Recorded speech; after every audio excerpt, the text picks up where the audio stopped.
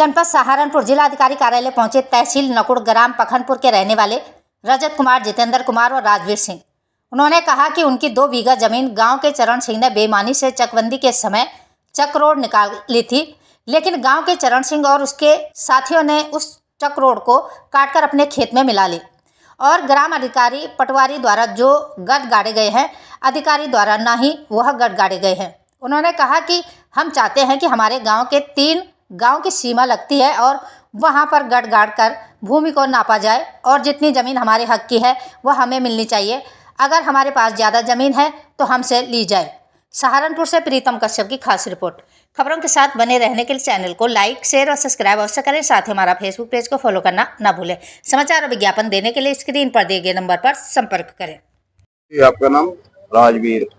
आज जिलाधिकारी कार्यालय यहाँ दरखास्त आए थे देना 35 साल पहले 2 चक रोड शायद ही खत्म कर दिया, अपने खेत में लड़ा दी। किसने?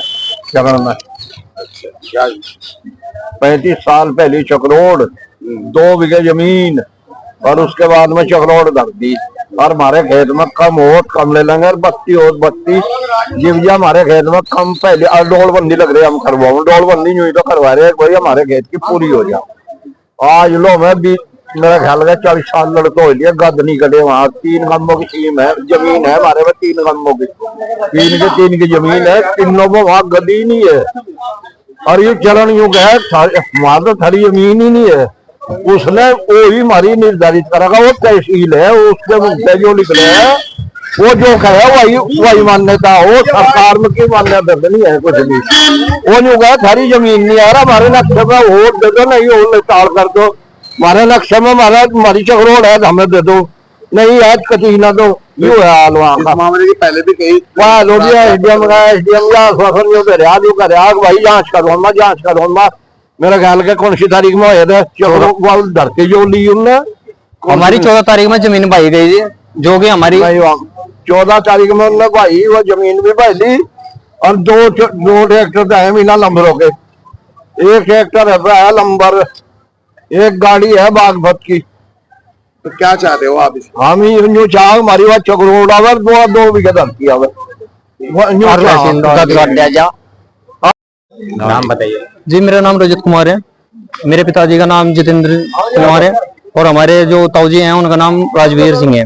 जो आप डीएम कार्यालय बनाए हैं, क्या विषय है?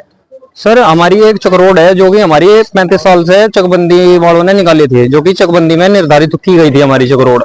वो जो हमारे पड़ोसी हैं कुछ, उन्होंने हमारी चक रोड दाब ली है, जो कि हमारी मतलब सीमाओं से लगती हुई है, 3 गांव की सीमाओं से लगती हुई है। उसमें ना तो कोई आज तक का गद गाड़ा गया है हमारा, जो हमारे गांव के सीमा के गद होते हैं ना तो एक गद है हमारे वहां पे।